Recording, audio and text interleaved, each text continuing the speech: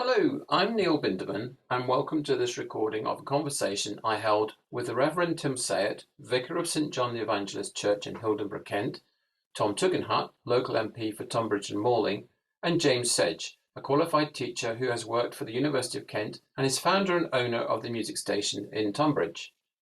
I organised this event, which took place on the 22nd of April, to help raise awareness of the work of the Person-Centred Neurosciences Society, also known as the Primary Care and Community Neurology Society, and the Lifestyle Health Foundation. I began the conversation with the following question. In your professional work, or even in your personal life, can you recall any instant when you were talking to somebody or a group of people and what they said triggered a potential hostile or upsetting reaction, which was simply because of a word they may have used or you may have used, where it could have had a different meaning for the other person? And starting us off was James Sedge. Yeah, I've had a few experiences with doctors when they've said certain things that could be taken different ways, and you go home, then of course you Google whatever you think they've said, and then you panic thinking, "Oh, okay, I'm in trouble." And then you go back and see them again, and they go, "Well, no, I didn't really mean that." Um, so yeah, sometimes I've had a few, and as a teacher as well, I have to really watch how I say things myself, particularly if you're critiquing a student, because they're really laying it on the line. And even I notice even a facial expression is crucial. You can see them on stage looking at you, and if you just happen to look at your watch, you see them drop. So words and expressions for me as an educator are also very, very important. So I have to frame what I say really carefully. Otherwise, you can really destroy it. I met a student from 20 years ago recently, actually, well, just before the lockdowns, and he reminded me of something I critiqued him on, and he was still upset. I Oh, couldn't remember at all. It's gosh, about a drum fill and a song. gosh. And I had to apologise deeply and say, "Well, I'm really sorry." And he said, "Well, I thought about that for months." And oh, okay. So That's yes, interesting. Well, thanks, James. Tim. I think words obviously are very powerful, but obviously I think James said, we have non-verbal communication that comes in with what we say. Might be saying something nice, but we also have a thing called non-verbal leakage. So I might be saying I like you, but my body language is saying something else. So people pick up on a lot of things, but I definitely, some of the most hostile things I've experienced are when I've said no, because some people struggle with boundaries, and actually yes, no, or maybe sometimes can trigger all sorts of stuff, like, for example, should we do this with the flowers like this, or should we do this with the graveyard like that? Should we do this on this day? And sometimes you're aware of the bigger picture, and you might just say, no, that won't work. And you can't always explain. And sometimes people can take it personally, rather than you're thinking of the group of what you're doing in the big picture. And because of confidentiality, sometimes you can't always explain why you said no. And the other one is when I've asked someone a question. So often sometimes I remember a guy saying to me, "Tim, without data, everyone's just another person with an opinion." So often to understand, I ask questions, but sometimes people think you don't trust them by asking them a question, and all you want to do is qualify what's going on. So, words can be very easily misconstrued.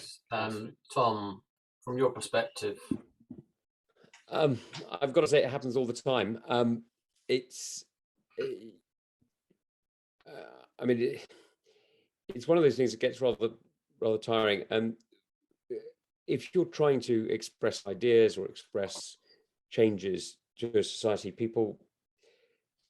many people see things much more tribally than they admit in themselves, and get very cross if you either don't or you agree, and find it very hard that you might actually just agree with people, and so you can often find yourself having a conversation where you say, well, actually, I do think, such and such a policy is a good one, or such and such an idea is a good one. And they say either, oh, you just always disagree with, Boris Johnson, or you always agree with the Conservative Party line, rather than actually maybe you've thought about it, maybe you have thought about it and you do think this is a good idea. And it can get very difficult, because if you then say, well, fine, make the argument against it and I'll listen, they can very often hear that as, you're wrong, justify yourself. And it's the challenge is that, of course, democracy only works, and it really does only work, if you think about things, come up with ideas, offer them as solutions, and listen to other people when they offer solutions, and change your mind or not, depending on whether you think the ideas work. I mean, that's the only way it does work. And so it can be very difficult. It can be very challenging. Yes. I had that in the school this morning. Yeah. Well, the reason it sparked was this week I was having an exchange on email, and the phrase life limiting came up, and in my mind, the way I was thinking of it was, it limited what you could do in life, but the other person was seeing it as life shortening, not in the same way as I was. And so that led me to realize the potential damage that there could be if you use that word life limiting, and you don't give the opportunity to either let the other person give their explanation for what it means to them. You don't have time to correct the mistake you might have made, and therefore you could end up with a traumatizing situation. And I think whatever you're doing in conversations, that it's making sure that the other person has an opportunity to explain what they think they mean, or what that person thinks they mean as well, so that you can get the communication right, because otherwise you end up with significant issues going forward. On sort of connecting to some of the stuff we're just saying there as well, is actually in terms of beliefs. This can be quite challenging too, and I think you touched on it a little bit there, Tom, and what you were saying. But we've got two people here. Excuse me, James, for a second here. But we have religious beliefs and political beliefs. Okay. Do you think any of these aspects of whether the beliefs you hold in terms of religious beliefs or political beliefs could cause any kind of emotional issues because of the fact that you hold certain beliefs? How, Tim, can I come to you first on that, in terms of, because of the nature of the religious beliefs you may hold, how does that play out for you when you're talking with somebody else who may not hold the same beliefs? So, thank you. It's a really good question, Neil. So one of the things I've noticed about communication. So I'm a communicator, and so I communicate faith and the message of whatever I'm communicating. But what's interesting is, it seems like we've come to a place in society now where if you disagree with me, you tend to be against me. Or if you disagree with me, therefore you're my enemy. Or if you disagree with me, then you are treating me unjustly, or you're ostracizing me, or you're putting me down. But actually, one thing I learned in the military is to have a great debate, and there's no harm done and people don't take offense. But we seem to be in a place where if we're not in agreement, suddenly people are jumping the bandwagon saying, well, we are against somebody. But actually, I think what Tom was saying about, sometimes we have a belief about something and it comes from an experience, or we disagree, but sometimes it doesn't mean to say we're against that person at all. It's just that we might not agree with that one thing. So I think people can be also affected how they see words because of their experience, their trauma, their loss, their upbringing, their childhood, their perception, their education. All these things play into the culture of their family life. All these things play into how they perceive what someone's saying to them. For example, I remember asking someone the time once. I said, "Do you know the time?" And they said, "Are you asking me that because I don't wear a watch?" I was just asking the time, and suddenly they're worried that I'm asking it because I've seen they haven't got a watch, but I didn't see they had. And some people are very, without realizing it, can be hugely defensive. It's very hard to have a conversation, meaningful depth, where you can disagree when someone has this defensive or posture or hostile posture in communication. How does it leave you feeling? I think that I can't speak for anyone else here, but from my experience, you become unshockable in my role, because you see all aspects of human behavior, from adult tantrums to manipulation, to control, not just in the church, but in the way people are in the community. A lot of it is because of many, many very explainable reasons.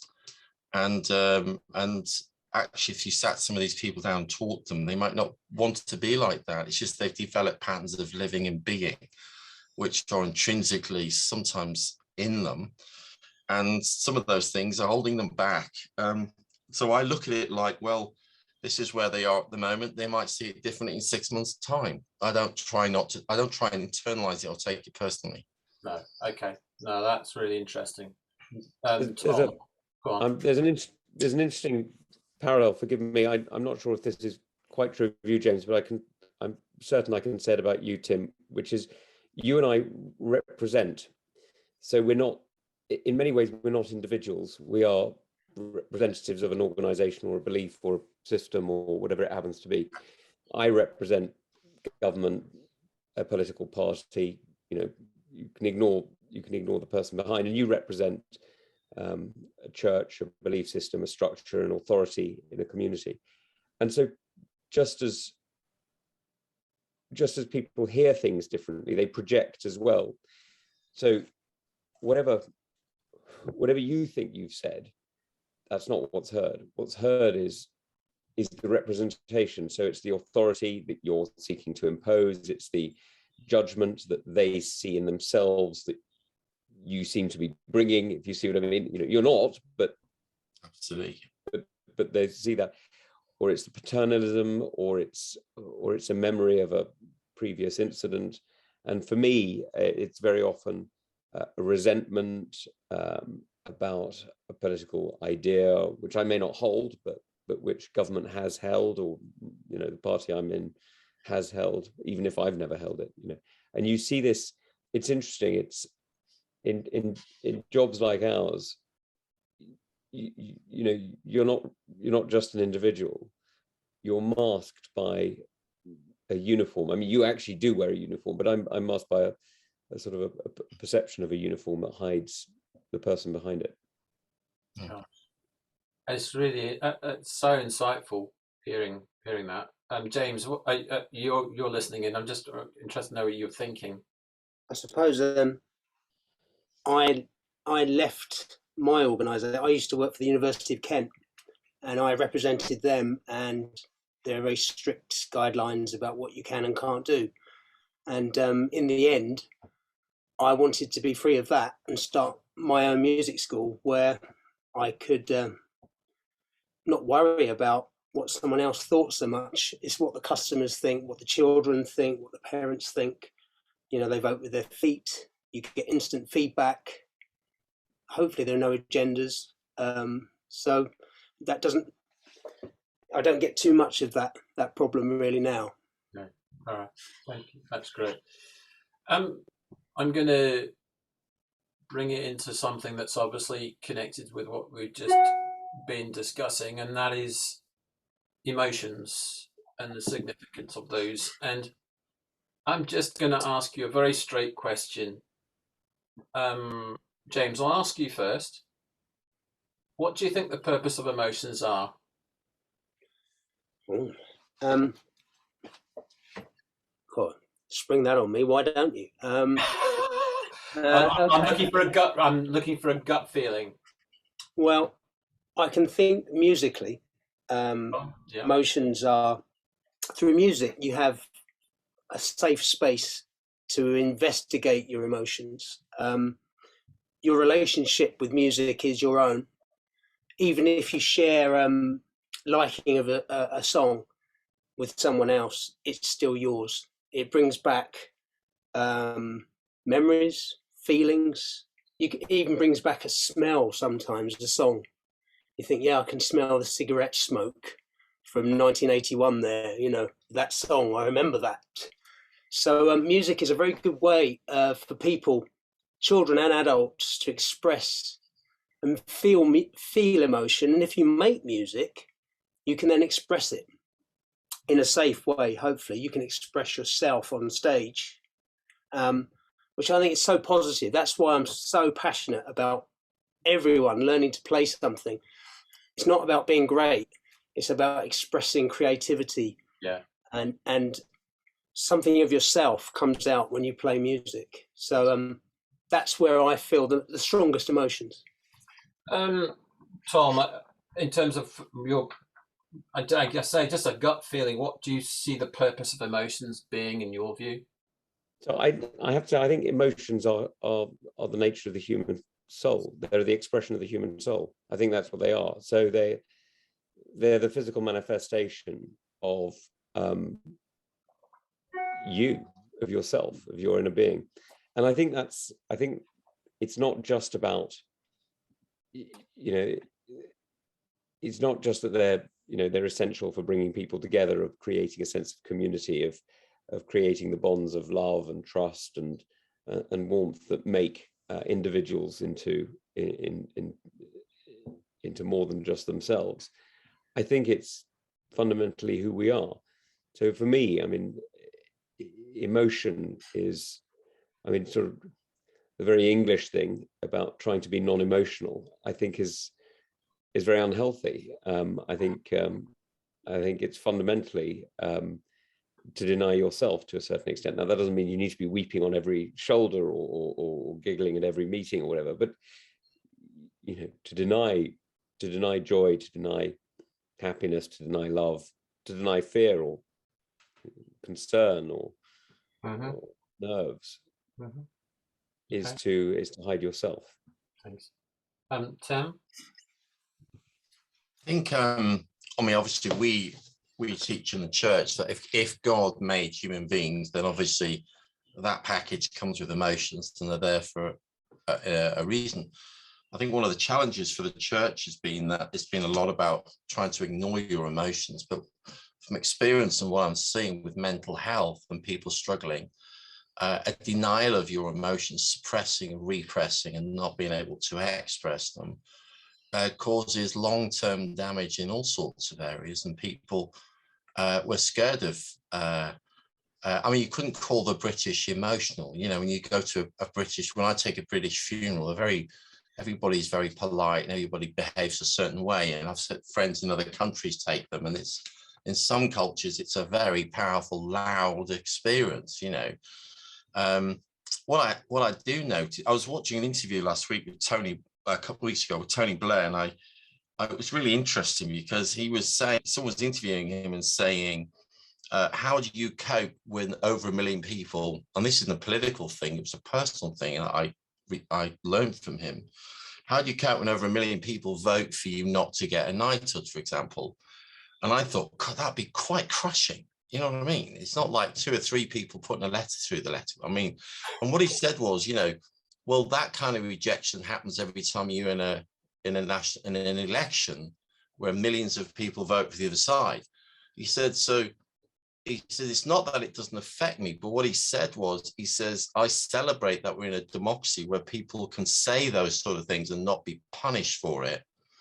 And so what I've realized is we need to, Freud said some people you need to open the box on the emotions and other people need to close it. But I don't think the British can be accused of emotionalism.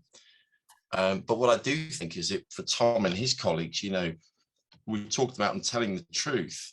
It's hard to tell the truth if you do tell the truth, it's misplayed by anybody. And then people have used that against you.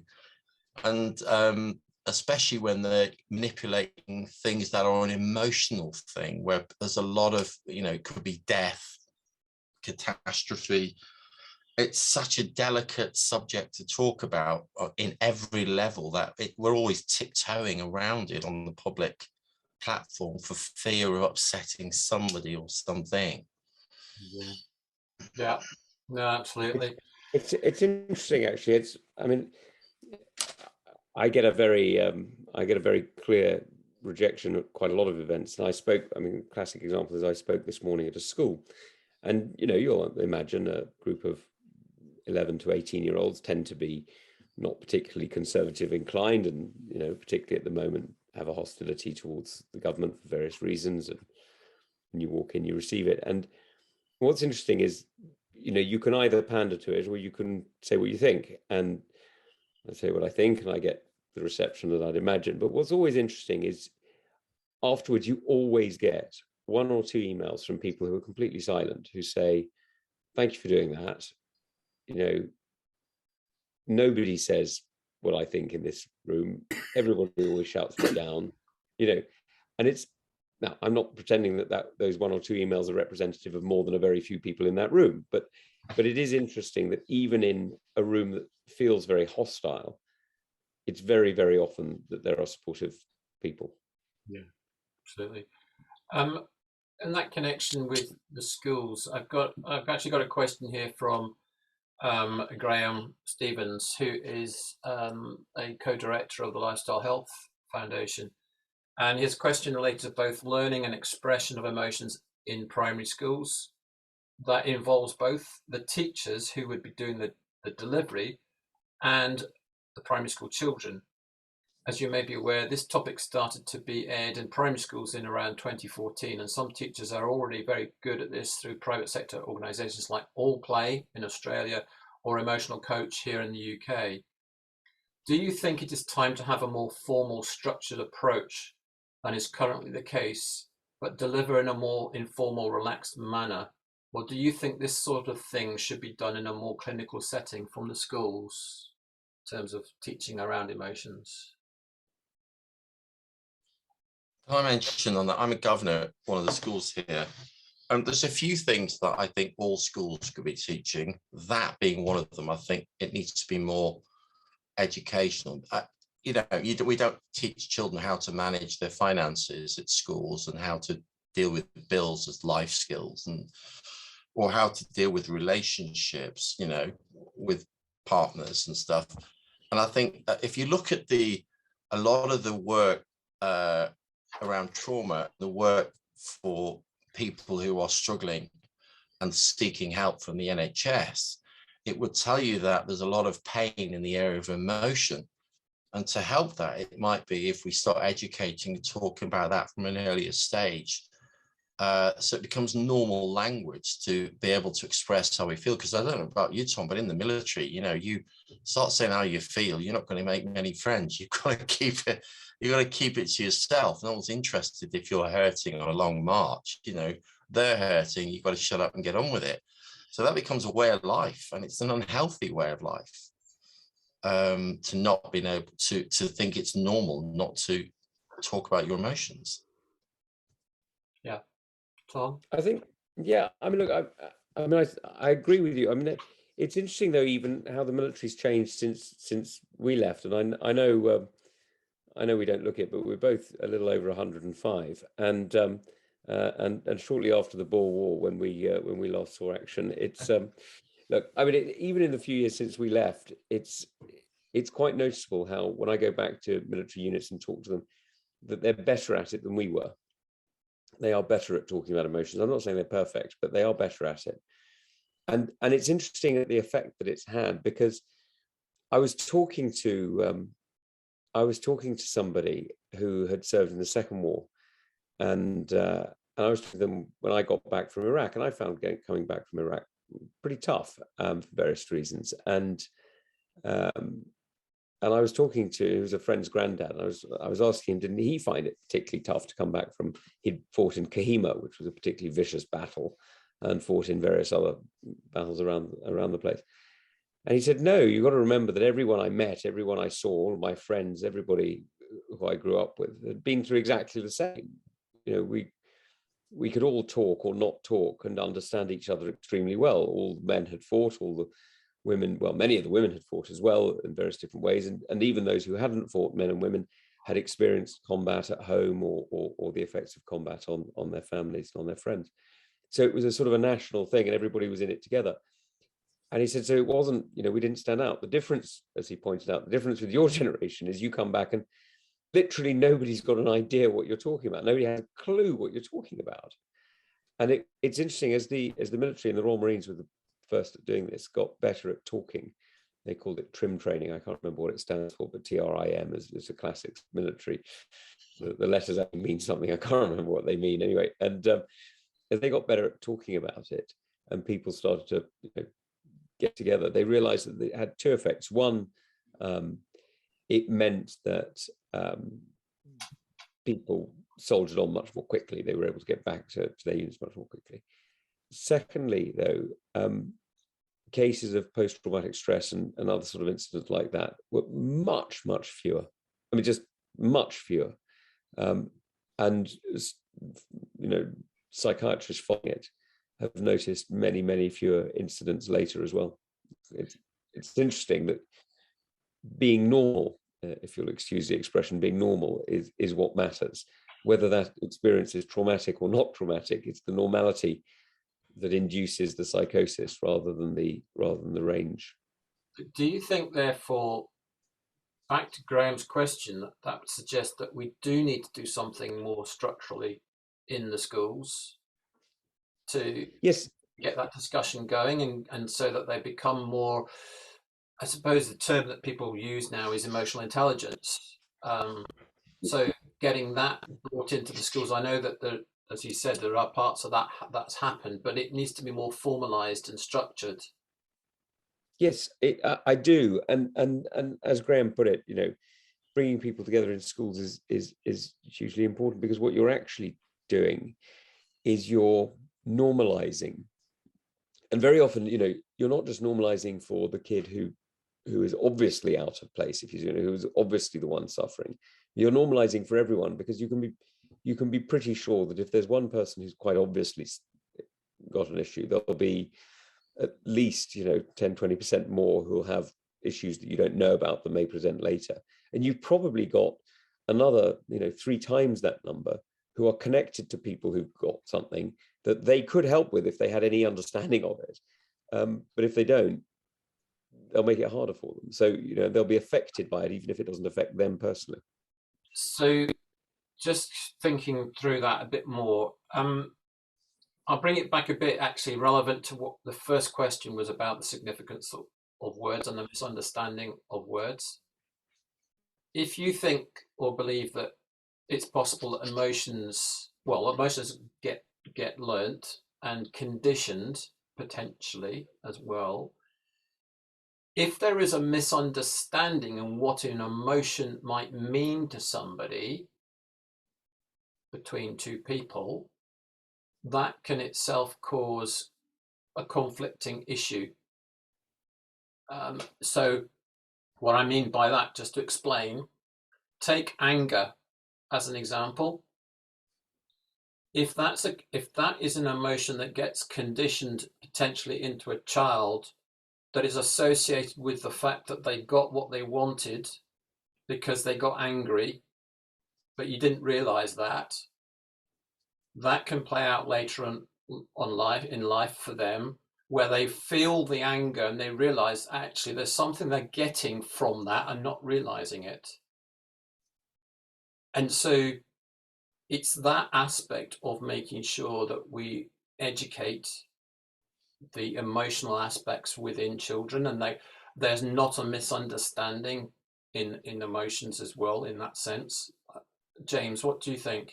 It's a very hard thing to expect teachers to do this, actually. You know, having taught a lot of syllabuses and been under pressure for exam results, the thought of and then having things like key skills put on top, and literacy and numeracy for college students, the thought of trying to take care of people's emotions as well would be tough, but something would be good, because over the last 2 years I've been teaching online, and I can see the effects of the last 2 years on the young people. And it's hard to see sometimes. You know, back a year ago, they were becoming very quiet. And, you know, you always start a lesson, how are you? How are you doing? What have you done? Pretty blank. They're coming out of it, but they're not what they were, the young people. And I teach from, my youngest is 6, and I can see it. I can see the effect. So I try as a teacher to encourage, to make them laugh, to make them feel good. But it's pretty tough, and teach them how to play at the same time. Try to roll it all into one somehow, but I haven't got a syllabus to help me do that. I'm not quite sure. As soon as you put that into a syllabus and you have a tick box, it will become like, yeah, we did that last week. Yeah, tick, tick, tick, tick, tick. Ofsted's coming in. We better make sure we've done that. Yeah. It worries me a bit how it will be done, but I do totally see the need for it.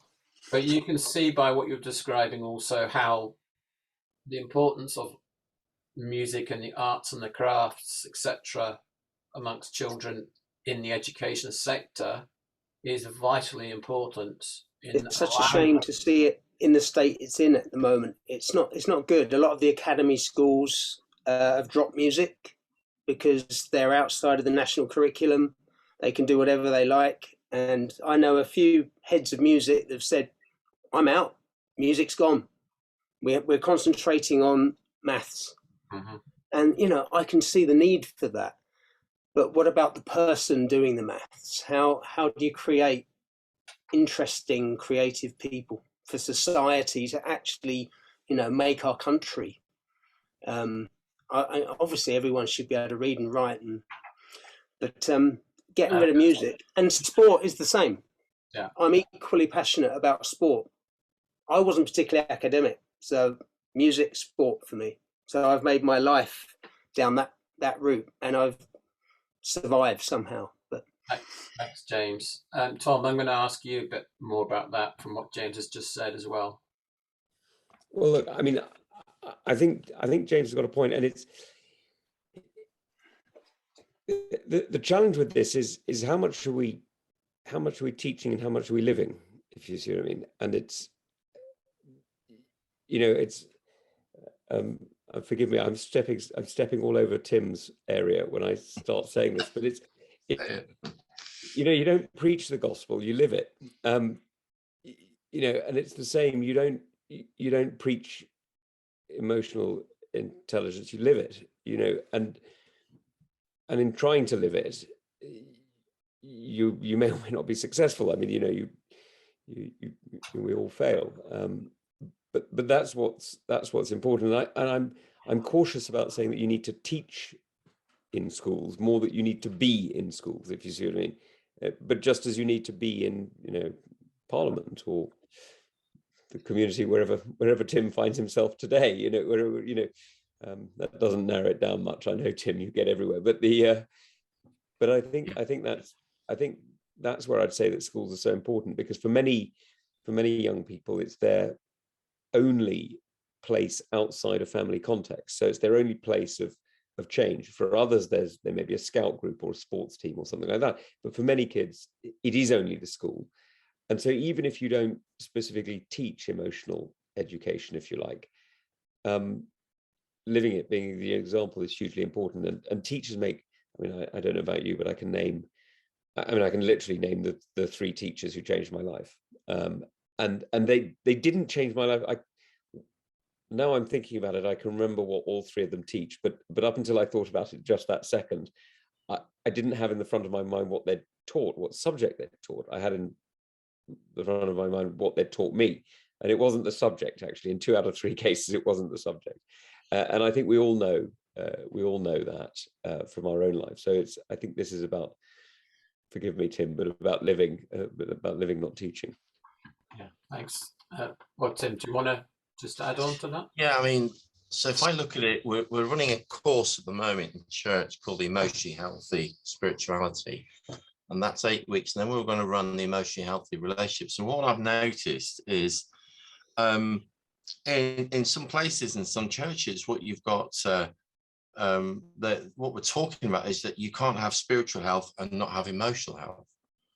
There has to be a match. And it's like saying, I support this football team, but you only do it whenever the football's brought up on occasion. You're really into your football team, or you're an armchair fan, sort of thing. So what I say to people, what I've noticed is that it's very easy to be a member, say 20 years, and live out the same first year of your spirituality. So you know all the scriptures, but you're not applying it. And what we're finding is that it's very easy to check out emotionally for people, and you end up minimizing trauma, pain, hurt, heartache by blaming, rationalizing it, minimizing it, that's been done to you or to others, and it gets a bit chaotic. And so what I say to people is, look, we need to be emotionally healthy, emotionally intelligent, to be able to live it out. Otherwise, what we're doing is we're acting out, not living it out. And if you see someone who's supposed to be a mature Christian, but they're very defensive, they blame a lot, you have to say, you could be going to church 30 years doesn't make you a mature Christian. Maturity comes from growth and applying what you're learning about the faith you're learning and living it out. And actually, it's very hard. I mean, I'm not a very naturally a nice person. So, I find it incredibly hard to live out some of the teachings. But I'm very encouraged, because there's a scripture where St. Paul said, what I want to do, I cannot. And what I want not to do, I keep doing. So I get some encouragement that he was struggling as well.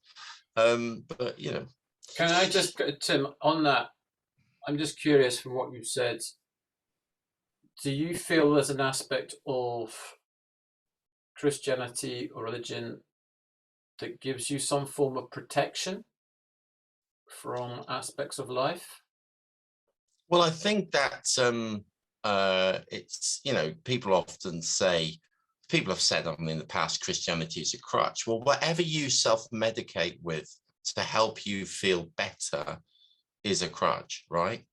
And not everyone's a drug addict or a gambler or an alcoholic, for example. A lot of us have very sophisticated self-medication. So I can give you one of mine is chocolate. I go next door to the shop when I'm feeling low, and I eat 4 flakes in an evening and feel very good about myself. And then I feel about an hour later, I feel terrible. Or I can binge on Netflix, but basically I'm denying really how I'm feeling, just trying to, and that is me being emotionally numb. Yeah. I might have had a particularly very busy day and I've given out and I've got nothing left for the family when I get home, and I check out. That's not healthy. And that's because I've not had boundaries and not being clear on my time. And but I do think it's unhealthy if you're not growing emotionally and growing as a person emotionally. Because it's interesting, my dad passed away last year, and probably in the emotions he was 83, but you could probably say emotionally he was probably still in his very early 20s. And we talked about this, and no one had ever encouraged him to step up in these stages in his life. So he ended up just staying in this one stage and feeling very sad about it. And it was a great sadness for me. I ended up parenting my father emotionally. Yeah, that's interesting. That actually connects with some. I don't know whether Chris will see a connection with this, but Chris Freer, who is actually on there, Chris has asked the question here. He's interested now. I'm going to mention Chris was diagnosed with secondary progressive MS, which is quite a significant condition. But he has, remarkably, I met him before lockdown here in Tonbridge, and he's in a situation where he went from using a wheelchair more and more due to his condition to me meeting him here in Tonbridge walking, and it was wonderful to see. He's a good friend. He's there. He's a good friend. I love seeing his clock in the background there, and he's always got a good smile. He makes me smile all the time. But Chris has got a very interesting question here as well. It says he'd like to know what your views are concerning the connection between a trauma or a traumatizing event, which may have happened years ago. And he had quite a difficult childhood. He doesn't mind me saying that. And so the significance of that in relation to the creation of a dis-ease with our bodies, which eventually leads to diagnosed mental or physical illness. Tom, I can see you're quite interested. Yeah, I am, because I think this is a question of singular and plural. A story is the individual collection of a single point of data. Data is the plural of stories, in the sense that what I experience on my own is a single point of reference. What we all experience together and average out is data, because we can draw from it. And I'd say the same is true of trauma. An individual traumatic experience is, it could be a violent incident, it could be something that affected you in childhood, it could be a long period of difficulty, like, for example, a combat, or something like that. That is an individual, if you like, individual unit. The multiplicity of it is long-term trauma, and the plural of it, if you like, is culture. So if you endure trauma over a long period of time, it becomes your culture. So it can be an individual culture, if you like, to wince like a beaten dog. We've all seen those, sadly, those people who, if something happens, they react as though they know exactly what's going to happen next. You raise a hand and somebody sort of back flinches. We see that. That's individual culture. Community culture can express itself through very negative responses, isolationist, xenophobia. You know what I mean? Those sort of things. So I would argue that we're arguing the singular. We're discussing, the singular and the plural of experiences, and I think that's what trauma is. And so that this is where, and Tim was speaking very powerfully about this with his father just now. This is where it's very difficult, because what you're asking people to do when you're asking people to live through trauma, to see themselves differently, to react differently, is just as difficult as learning to speak a new language, or changing the food they eat or whatever. I mean, it's a proper cultural change. You're asking people to be something else, to multiply their experiences into a different result, and that's really hard. And it's, we shouldn't belittle or insult or think worse of people who find that very difficult, and in fact may often not succeed. We should recognize that it is really hard.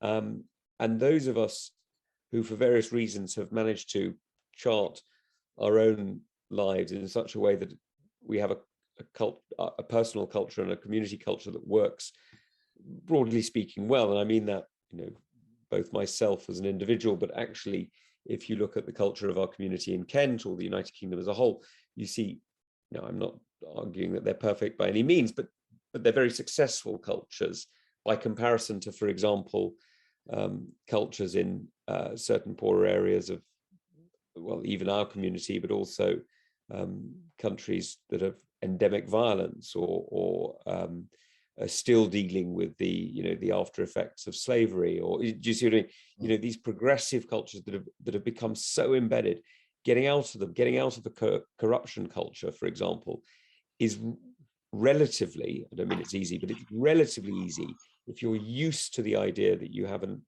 election every few years where you can change your representative and change the government to something that is more or less in keeping with what you broadly choose. If what you're used to over hundreds of years is a government that is imposed on you from abroad, that represents nothing in your interest, that never has any care for you, then removing the culture of corruption that means that you don't pay your taxes and your government steals off you is much harder, because you're fighting hundreds of years of history. Does that? I'm not. Yeah. What I think what Chris is sort of talking about is, and it might be on cross purposes here, that if you've had a significant event that's happened in your childhood and it's traumatizing, and you've not had an opportunity to manage it, release it, deal with it. In my words, I'll say this: it's got to show itself somehow. Yeah. If you've got an unresolved trauma stuck in there, it's got to show itself somehow. If I give you an illustration, if you take a balloon that's got a little bit of water in it, and you hold that balloon with your hand and squeeze it, you'll get bits of the balloon coming through the between your fingers. Now you can press on one of those and you might well get rid of that bit, but then it'll come out somewhere else, because that's the pressure that's in the middle of that balloon, which is the traumatizing event, hasn't been dealt with.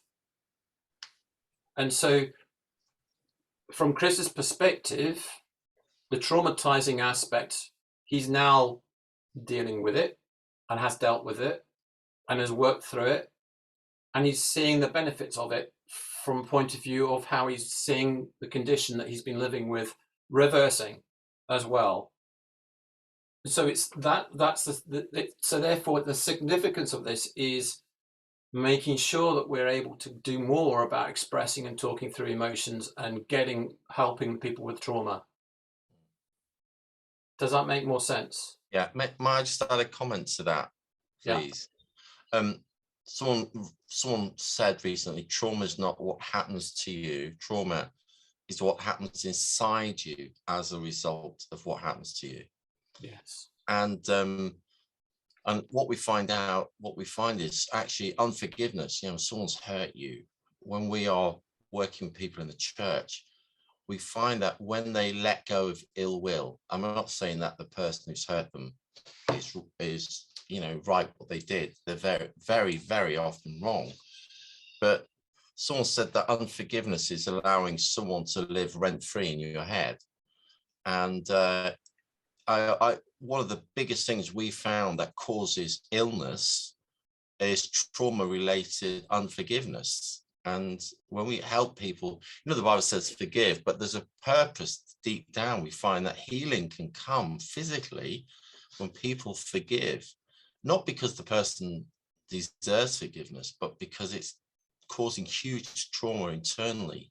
Mm-hmm. It's like an invisible force that shapes their life. It's that unforgiveness is shaping how they live, and it's how they make sense of the world. In a sense, it's the root of their deepest wounds. And once they let go of that ill will and forgive, which is incredibly hard, unless you see it's damaging you more than the person that's hurt you, we find that there is a physical response from the body. It's like because keeping all that ill will down takes a lot of energy to trauma, to contain it.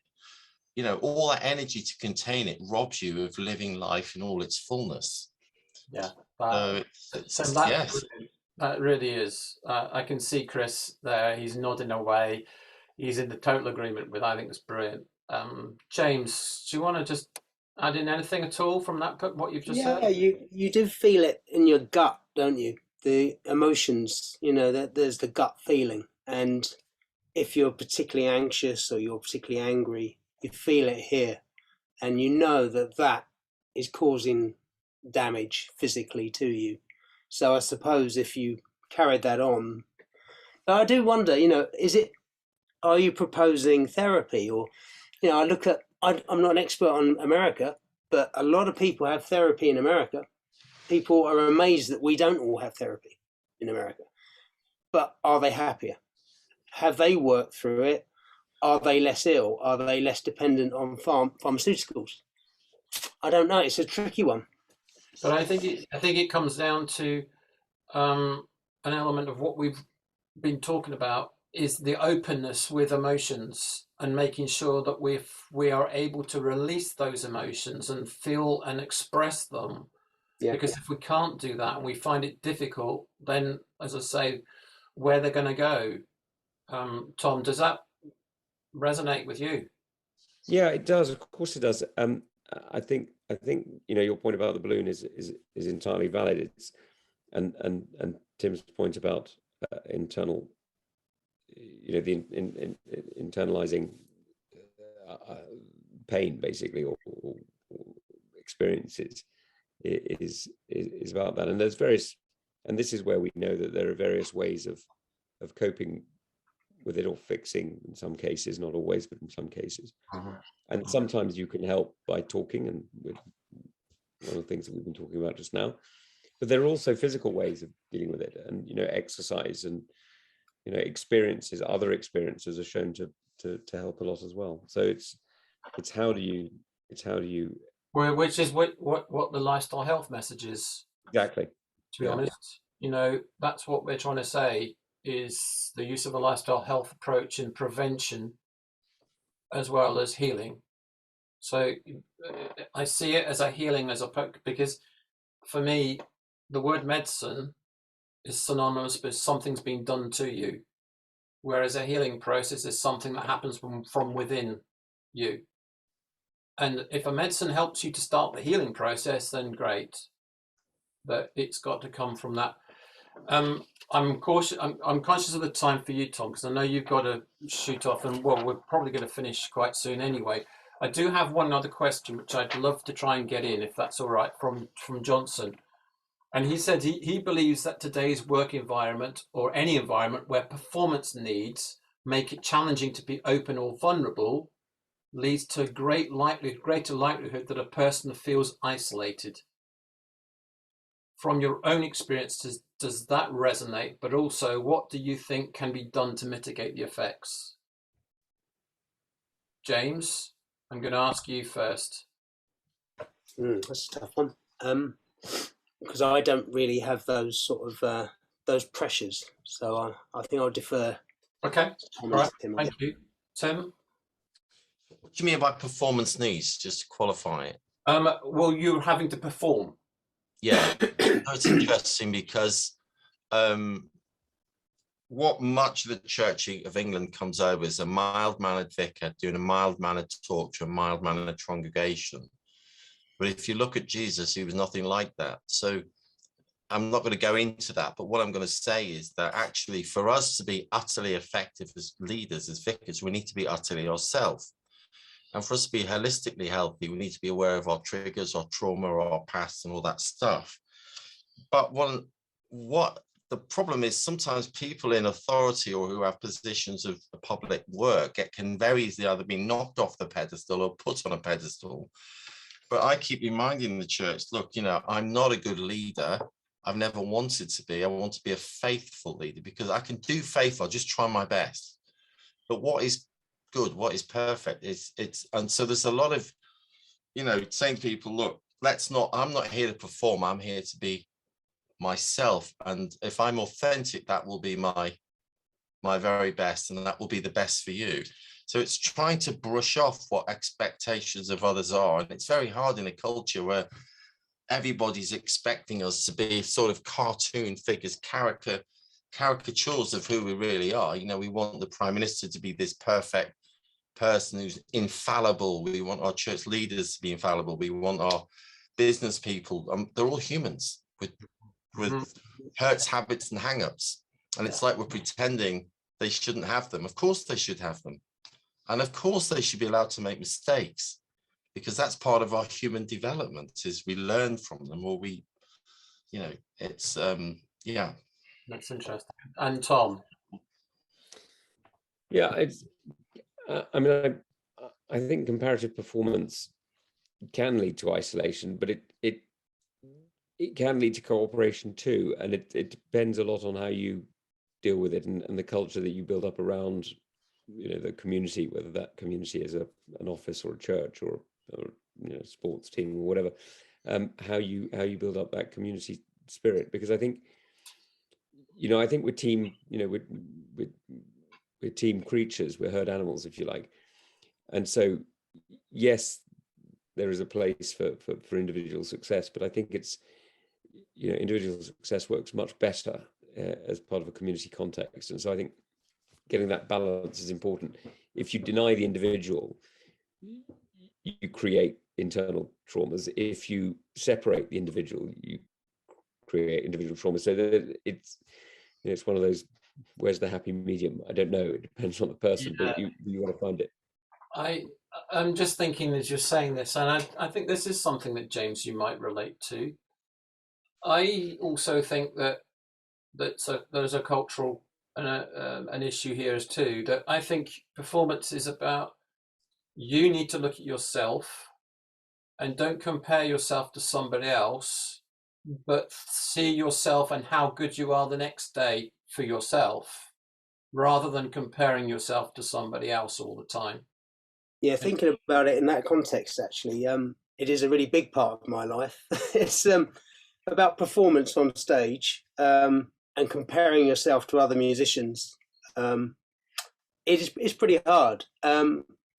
It's taken me a long time to get to the stage where I think I can be happy being on a bigger stage. I got to play the Albert Hall a couple of years ago, and that imposter syndrome thing hit me very hard as I walked on, and I just thought, who'd played here?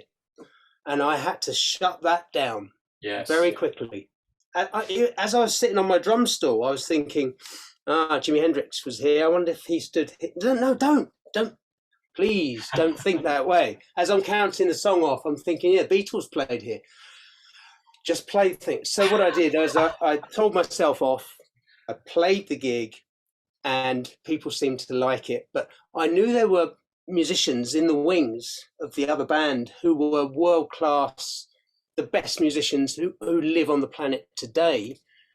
And they were so supportive of us. And, it kind of dispelled some demons, perhaps, So, yeah, musicians need to be themselves, but you still have to try to be better. So where do you switch that off? Because if I'd switched it off when I was 30, I'd have been stuck. Mm-hmm. So it's about not torturing yourself too much, but just enough to improve. Well, I actually think that's a good place where we should stop, because it's an hour, 1:45. I know, Tom, you've got something going on as well. I really, really appreciate the three of you coming together tonight. I've thoroughly enjoyed listening to it. It's something that I hope that people will find useful. I will say thank you very much again, and thanks to everybody for joining in. And I hope you've enjoyed it, found it useful, and perhaps we probably do another one of these in the future.